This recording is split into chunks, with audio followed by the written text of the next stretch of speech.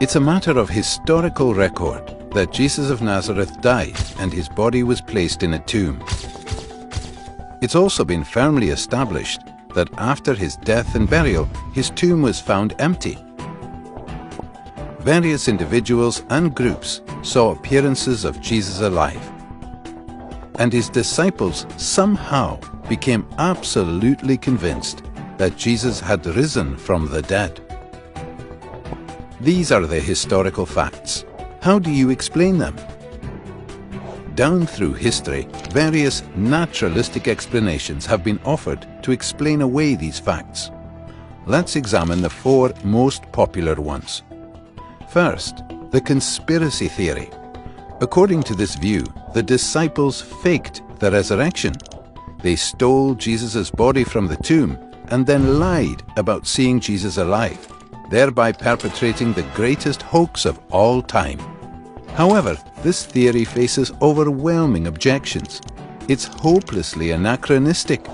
It looks at the disciples' situation through the rear-view mirror of Christian history, instead of from the standpoint of a first-century Jew. Jews had no concept of a Messiah who would be defeated and executed by Israel's enemies, much less rise from the dead. In Jewish thinking, the resurrection of the dead was a general event that takes place only after the end of the world and has no connection at all with the Messiah. The conspiracy theory also fails to address the disciples' obvious sincerity. People don't willingly die for something they know is not true. An honest reading of the New Testament makes it clear. These people sincerely believed the message they proclaimed and were willing to die for. For these and other reasons, no scholar defends the conspiracy theory today. A second attempt to explain the facts is the apparent death theory. Jesus didn't really die. He revived in the tomb, somehow escaped, and managed to convince his disciples he was risen from the dead. This theory also faces insurmountable obstacles. First, it's medically impossible. The Roman executioners were professionals. They knew what they were doing and made sure their victims were dead before taken down. Moreover, Jesus was tortured so extensively that even if he was taken down alive, he would have died in the sealed tomb. Second, this theory is wildly implausible. Seeing a half-dead man who crawled out of the tomb, desperately in need of bandaging and medical attention, would hardly have convinced the disciples that he was gloriously risen from the dead. As a result, no New Testament historians defend this theory today. A third explanation is the displaced body theory. Perhaps Joseph of Arimathea placed Jesus' body in his tomb temporarily because it was convenient. But later, he moved the corpse to a criminal's common graveyard. So, when the disciples visited the first tomb and found it empty, they concluded that Jesus must have risen from the dead. Once again, this theory cannot make sense of the facts. Jewish laws prohibited moving a corpse after it was interred, except to the family tomb. What's more, the criminal's graveyard was located close to the place of execution, so that burial there would not have been a problem.